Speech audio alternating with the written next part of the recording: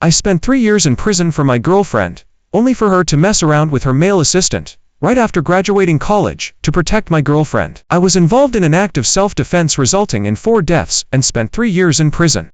After getting out, we started a business and quickly became a rising star in the industry. But suddenly one day, she gave the project I had just secured to her male executive assistant, Brandon, solely to pave the way for Brandon to become CEO. I confronted her about it at a meeting, but she publicly retorted, "Ethan, don't forget you're a felon. If I hadn't taken pity on you and supported you, you'd probably be starving right now. How dare you compete with Brandon for a project?" At the corporate meeting, shareholders and senior management were all present. Victoria sat gracefully in the chairwoman's seat, gently tapping the table. "I have an announcement," she said. "The Sterling Downtown District Redevelopment Project will be managed by my executive assistant, Brandon. He will temporarily assume the role of interim CEO. After the project concludes, Brandon will become the CEO of Sterling Construction Corporation." As soon as she made the announcement, everyone's eyes turned to me, because she was my wife. Everyone knew that. Yet, because I had been in prison, for the sake of the corporation's image, I was only given the position of business development manager. But they knew even better that my imprisonment was because Victoria had nearly been attacked. I fought with everything I had to protect her, killing 4 people on the spot. I was convicted of an act of self-defense resulting in 4 deaths and went to prison for it. Most importantly, the Sterling Downtown District Redevelopment Project was one I had just negotiated. Within the corporation, the rumor had been that once I completed this project, I could finally clear my name regarding my time in prison. This was incredibly important to me. But with just one dismissive sentence, she had given the project away to someone else. At that moment, Brandon had already walked over to Victoria's side, preparing to speak. Victoria suddenly stood up and affectionately adjusted his collar and tie, like a tender wife tending to her husband. But I was her husband. I had known about Brandon before. He joined the executive office last year, and was promoted to executive assistant, this year due to his outstanding abilities. But I hadn't realized they seemed to be together. Otherwise, given my nature, how could I possibly tolerate something like this? Brandon glanced at me, a provocative look in his eyes. "Ethan, don't misunderstand," he said. "Victoria is my senior from college. Any affection she shows is just her, looking out for a junior. You're not jealous, are you?" The subtext of his words felt very much like, "Ethan, Brandon, have publicly cuckolded you, and you just have to take it." I took a deep breath, my gaze coldly fixed on Victoria. "The project I secured?" I asked. "Why is someone else doing it?" Victoria glared at me with disgust. Then she said, "Ethan, I am the chairwoman. I don't need to explain myself to you." Mr. Evans from the board ran a hand over his bald head. "Chairwoman," he said, "as Ethan mentioned, he negotiated the project, and he's capable of handling it. Your sudden decision to give it to someone else requires an explanation for the board." Other shareholders nodded in agreement. "Ethan," Victoria sneered, pointing at me. "I was trying to save you face, but you didn't want it. Don't blame me then." "Because you're a felon," she said with a cold laugh. "The Downtown District Redevelopment is a public welfare project. If people find out a felon is in charge of this project, it will cause suspicion towards the corporation, making it difficult to move forward. Don't you understand that? Felon. Victoria, you know better than anyone how I ended up in prison," I said sharply. Victoria just smirked dismissively. "Ethan," she said, "you went in to protect me, and I married you to repay you. I've been supporting you ever since. Otherwise, you, a felon, wouldn't have been able to find a job if I wasn't keeping you. You would have starved to death long ago." Every word she uttered pierced my heart. But I have never been someone who is defeated by pain. All suffering only makes me more eager to fight back. Just like back then, when Victoria was nearly violated. I faced a dozen people, with no chance of winning, yet I still charged forward. I had only one thought then: anyone who messed with my woman had to die. That day, I was stabbed 13 times and hit on the head with countless bottles. But I endured through sheer ruthlessness, and killed 4 of them. The last one tried to escape, but I chased him down, and killed him. Otherwise, I wouldn't have been convicted of an act of self-defense. "Ethan," Brandon scoffed. "A man can't keep holding it over her head, can he?" A sales manager said. "That's right, Ethan. The chairwoman has been more than good to you. She could have just given you a sum of money to get rid of you, but she chose to marry you instead. I think you shouldn't be demanding repayment for his sacrifice, you should be grateful." A woman from public relations flicked her fingernails. "Exactly. The chairwoman is a shining star in Sterling's business world. If you had any decency, you'd resign yourself and divorce her, a marketing manager said. I think the chairwoman and executive assistant Brandon are a perfect match. Absolutely golden couple, someone from the design department said. Stop talking nonsense. Don't call him executive assistant anymore. You should call him CEO Brandon now.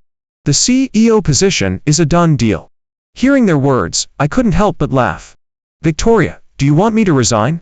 I sat back down, asking in a flat tone. Victoria looked at me intently. Yes, she said. Your status as a felon is bad for the corporation, so you should resign. As for divorce, I haven't considered it. I can resign, but I have one condition, I said. Victoria paused, then asked, what condition? Divorce. I glanced at the company's legal department. Contact Attorney Miller, I said. Have him draft the divorce papers? Are you insane, Ethan? Victoria suddenly slammed the table, saying exasperatedly, I only said you weren't suitable to stay with the corporation. I didn't want to divorce you. Do you have to make a scene in public? But I shook my head. Seeing how easily you just adjusted Brandon's clothes, it's clearly not the first time, I said. You're definitely not just ordinary colleagues. Since you've already betrayed me, there's no point in continuing this marriage. The woman from public relations immediately said, Chairwoman, just agree to it. This is your best chance to get rid of him. Many people chimed in, eager to push the matter. I made a mental note of that group. I was also puzzled. Since when did the corporation's employees dare to openly gossip, even meddling in the chairwoman's marriage? I'm not divorcing.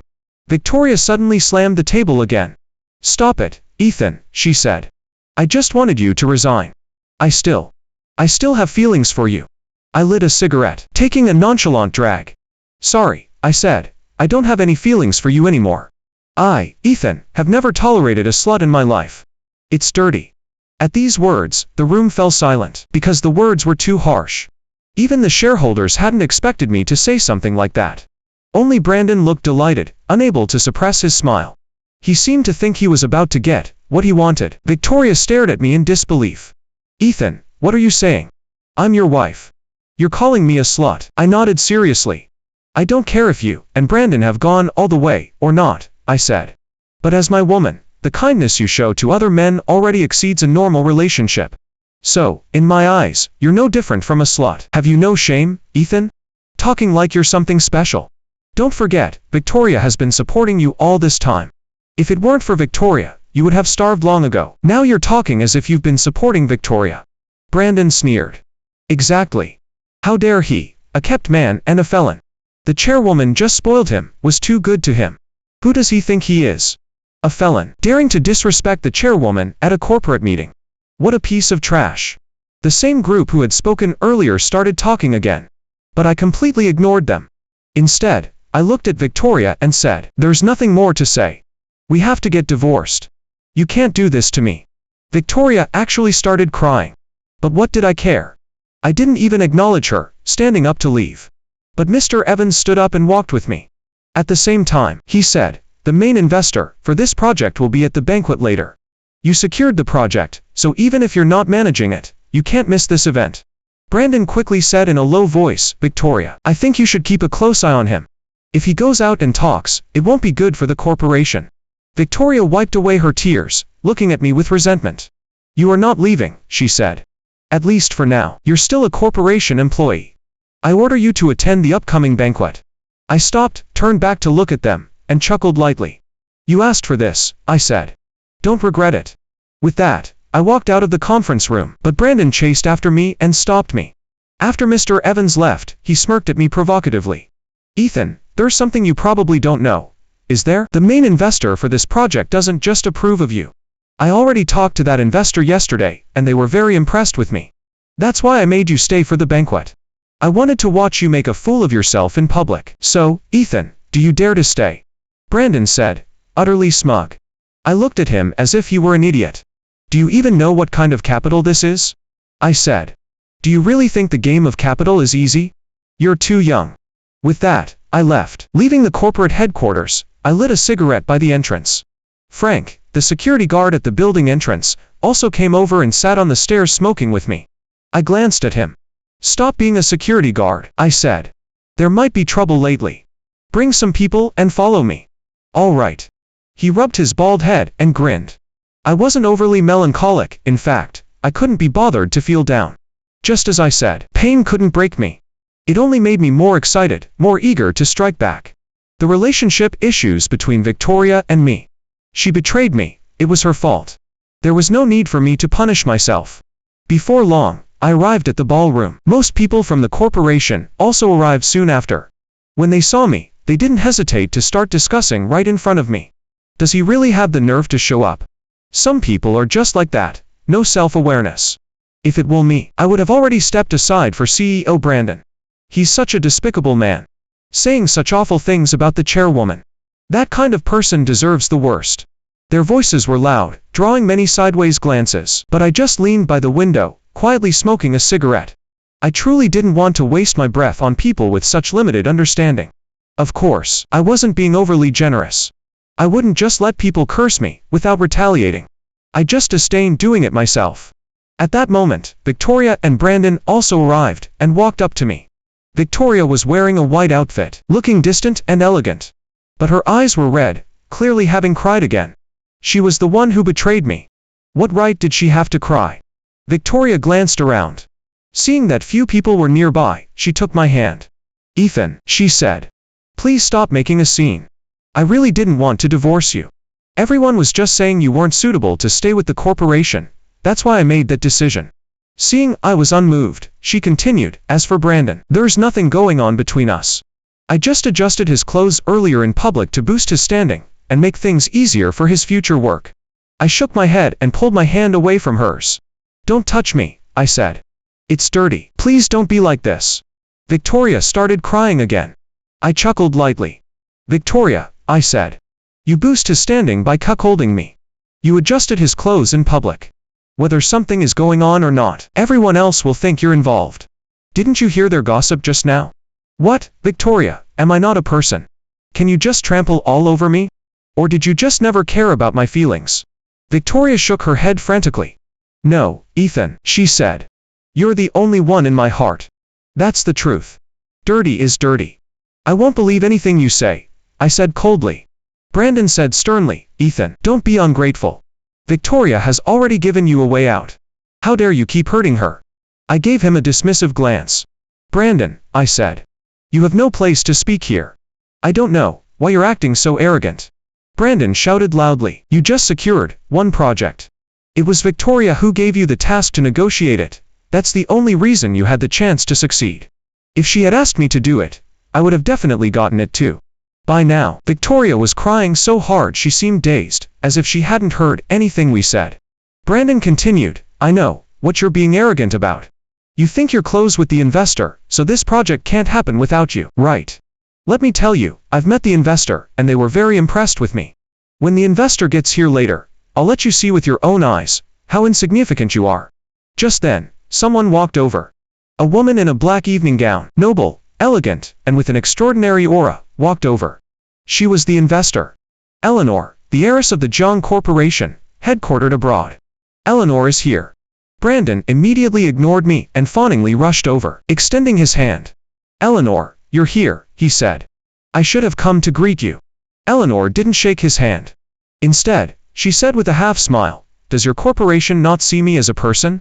Sending a mere assistant to greet me. Brandon froze, his face instantly turning ugly. At that moment, Victoria quickly wiped away her tears, controlling her emotions as she said to me, Ethan, I'll definitely give you an explanation when we get home. Then she wiped her face again, and walked over with a smile. Eleanor, you are our distinguished guest, she said. If anyone should meet you, it should be me personally. Your itinerary wasn't confirmed, that's why I didn't come to pick you up. She extended her hand to shake Eleanor's hand. But Eleanor still didn't extend her hand. Instead, she kept a straight face, looking annoyed.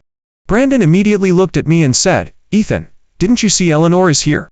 Hurry up and come over. I chuckled faintly, lit a cigarette again, and leaned by the window, looking outside. Meanwhile, Mr. Evans and the others came over and spoke with Eleanor, neither fawning nor arrogant. Eleanor also smiled, and responded to each of them. Mr. Evans smiled. Eleanor, he said. Your father and I met several times over a decade ago. I think I even saw you once then, when you were just a little girl. Mr. Evans, I remember you. Eleanor smiled. You gave me a sentimental gift then. I still have it, I really like it. Eleanor smiled. As they chatted, Victoria and Brandon were left aside. But Victoria was the chairwoman, so she had to stay nearby. However, Brandon was only an executive assistant, and didn't have the standing to remain close by, so he came over to my side. He muttered, "What's Eleanor talking about with that bunch of old-timers?" I glanced at him. "Anyone without corporation shares is just on the fringes," I said. "She won't bother with them." "Oh, you know everything now. As if you have shares." David scoffed. I didn't say anything, just smiled. David continued, "Let me tell you, Leo, getting rid of you is just the first step. Once I have full control, I'll get rid of the old guard too." He really doesn't have a brain, does he? Board shareholders. Just get rid of them just like that. Even if he had the capability, a normal person wouldn't say it out loud. I really wanted to know how Sarah could possibly associate with someone so brainless. Just then, I suddenly saw Emily come running over. Her face was beaming with excitement. She grabbed my hand and said, "Leo, I heard you're divorcing Sarah." "Yay," I nodded. David said, sounding disbelieving, "Miss Smith, surely this Leo hasn't tricked you. Why are you addressing him like that?" Emily ignored him. When she looked into my eyes, hers were shining. David continued, "Miss Smith, you probably don't know this, but this Leo is an ex-con, a murderer. He killed 4 people, and he exploited gratitude, forcing Sarah to marry him, and he's been a kept man ever since." Emily still ignored him and instead said to me, "You're single now. Can I pursue you?" Not just David, but everyone who heard her was shocked. Only I wasn't surprised. David couldn't help but say, "Miss Smith, didn't you hear what I just said? He's an ex-con. Annoying. Slap him." Emily snapped, frowning her beautiful eyebrows. Then, Miss Smith's security guards rushed over. They didn't give David a chance to explain. Some grabbed his limbs, others slapped him repeatedly. I saw David's teeth fly out, and he was bleeding profusely. In no time, his face was a bloody mess. Sarah hurried over and said, "Miss Smith, he's my executive assistant. Isn't this inappropriate? Then call the police." Emily sneered, then stared at me, and said, "Leo, since you're divorcing anyway, just say yes to me. Believe me, no one loves you more than I do." Sarah exploded in anger. "I'm not dead yet, and I don't agree to the divorce." Emily ignored her and asked me, "Leo, do you actually want the divorce?" I nodded, saying seriously, "I am definitely getting a divorce. I don't take back what's been discarded." "Leo." Sarah broke down. But I had no desire to pay attention to her. Sarah said, "I won't divorce." But Emily looked at her and said, "If you don't divorce, I will refuse to sign. With no investment, I'd like to see how your project proceeds." Sarah was dumbfounded. Meanwhile, David, whose face was already a bloody mess, pulled Sarah aside. He whispered to Sarah, "Sarah, the project has to go through. As long as you hold the chairman's position, you can make Leo listen to you. Otherwise, you'll completely lose control over him." Sarah hesitated for a moment, then walked back and said, "All right, I agree to the divorce." I nodded, satisfied, and said gratefully to Emily, "Thanks to you, I was able to get the divorce smoothly. Consider it a favor I owe you." Emily immediately wrapped her arm around mine, saying with extreme intimacy, "So Leo, how are you going to repay this favor?" "Marry me." I didn't answer, not because I was resistant to a new relationship, but because before starting one, I needed to resolve the issues left behind by my ex. As for my relationship with Emily, we'd actually known each other for a long time. Years ago, Emily was in charge of her family's import-export business. A batch of goods ran into trouble, and it couldn't be resolved quickly. Later, she heard I had relevant connections, and came to me for cooperation. I had a few good friends from prison, and a few phone calls sorted it out. After that, we kept in touch, but only for business. And once I realized she was interested in me, I proactively distanced myself, since I was a married man. Meanwhile, in the banquet hall, David, his face a bloody mess, was still putting on a show. He raised his glass and said, "Today is a good day. Once our corporation completes the downtown area renovation project, we'll definitely reach the next level." A toast to Sarah. A group of people raised their glasses, but Sarah stood by the window, looking lost. Someone trying to curry favor said, "You're the capable one, David. Even though it looks like Leo is going to be a kept man by Ms. Smith again, your future achievements will definitely surpass hers." David nodded proudly. "I just need an opportunity. Once I have it, I'll reach the very top." Then he walked over to Sarah, wanting to reach out and put his arm around her shoulders. Sarah immediately pulled away, saying to him coldly, "I only acted a bit friendly with you to boost your image. Did you actually take it seriously?" Sarah, you should know how I feel, David said anxiously. And I really want to know what exactly makes me inferior to Leo. Sarah gave him a cold look and said, make sure the project is done right. If there's any problem, you're out. Not long after I got home, Sarah returned too. When she saw me, she actually knelt directly in front of me. I was taken aback for a moment. Sarah, we've already agreed to divorce. There's no need for this. Sarah shook her head. No, Leo, there was never anyone else in my heart. The way I talked to you was just to quickly build David up, so we could have time for ourselves. I looked at her coldly. I killed someone to protect you. My intention was good, but I still went to prison because the outcome was terrible. Today's events are the same. You used the wrong method, created a wrong outcome, and now you have to face the consequences. Can't you give me a chance? Sarah said, crying. I shook my head. We started dating after high school. Since then, I told you my bottom line was that you couldn't get too close to other men. Have you forgotten? Seeing how resolute I was, Sarah grit her teeth and said, fine, Leo, don't you regret this? Then, she left. I didn't stop her. I knew she was waiting by the door, waiting for me to call her back, but it was meaningless now. The hurt she caused me couldn't be smoothed over with just an apology. It was like driving a nail into wood. Pulling it out doesn't restore the wood to its original state, it leaves a hole. The next day, while I was still sleeping, the phone rang. It was Director Adams. Leo, come to the corporation quickly. Something's happened, Director Adams said. I knew something would happen. Everything was within my control. Got it. I'll be there in a bit. Over an hour later, I arrived at the corporation. The corporation was bustling. Besides the employees, there were many outsiders. Many of them, though sharply dressed in suits, carried a certain toughness. Besides them, Emily and her people were there too. I nodded at them and went straight into the main conference room. They followed. Sarah was sitting in the chairman's position, with David beside her. Seeing me arrive, David immediately yelled, Leo, what exactly do you think you're doing? You left the company, so now you're sabotaging the company's project. Just then, Director Adams stood up and moved a chair for me, before I sat down. I glanced at him and said, go on. Explain how I've sabotaged the company's project. The people who had originally agreed to the demolition are all backing out now. Are you trying to tell me you're not behind it? David demanded. Sarah also looked at me and said, Leo, we founded this company together. You can't destroy it just because you're angry. I didn't say anything, but looked at a man with a full beard. His name was Tony. He was a big shot in the downtown area, and also my friend from prison. When I first got to prison, he looked out for me. After I got out, I started doing business with him and the people from the downtown area. Tony glanced at David, then looked at Sarah. Sis-in-law, oh, wait, ex-sis-in-law. I really don't know what's going on in your head.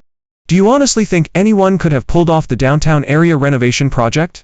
Sarah was taken aback, looking a bit confused. For so many years, I had handled everything perfectly, she didn't have to worry about a thing. You were someone who benefited without lifting a finger. Of course you wouldn't know anything, I said calmly. David slammed the table. Cut the crap. I can offer the same terms Leo did. You can. Tony laughed, staring at him, like he was an idiot. Fairview's economy has boomed for 30 years, right? Why hasn't the downtown area been redeveloped? It's because the downtown area is in a prime location, so the demolition costs are astronomical. And a lot of people want to get rich off the demolition compensation, demanding sky-high prices. Take me, for example. You offered $200 per square foot in compensation. I want $2,000. And do you know how many properties I own? How many? David asked. Tony sneered, 1,400 properties. David was completely stunned. Then he said, $2,000 is completely unreasonable. Then don't tear it down. Am I forcing you? Tony sneered. David was speechless. Tony continued, others wanted to develop it, even mentioned partnerships and such, but I didn't trust them. People who play the capital game are all ruthless. But when Leo wanted to work together, I agreed, because we're like brothers, gone through hell together. He even brought us people from the downtown area into business. Tony looked around at everyone present, and said, let me put it this way, this project is happening because Leo is the one negotiating it. I wouldn't do it for anyone else. Emily also nodded. The Smith family is investing because of Leo. Otherwise, we wouldn't easily touch a project with such a long return cycle and large investment. David was completely panicked. He said to Sarah, Sarah, you hold the chairman's position. Reject Leo's resignation and order him to help me finish this project. Hurry. Sarah remained silent, seemingly just remembering something. I said calmly, that's enough, David. Stop jumping around like a pathetic clown. I own 65% of the corporation shares. Sarah doesn't own any shares at all. The reason she could sit in that position is because I loved her, not because she had the ability. David was completely dumbfounded. I laughed out loud. What's wrong, David? Didn't expect that, did you? The woman you've been trying to curry favor with, the woman you wanted to climb the ladder using, she's just a figurehead. Didn't see that coming, did you? Sarah was crying, saying nothing. She had been in that position for so long, she actually started to believe she was the founder of the corporation. But as I said, she was always someone who benefited without lifting a finger.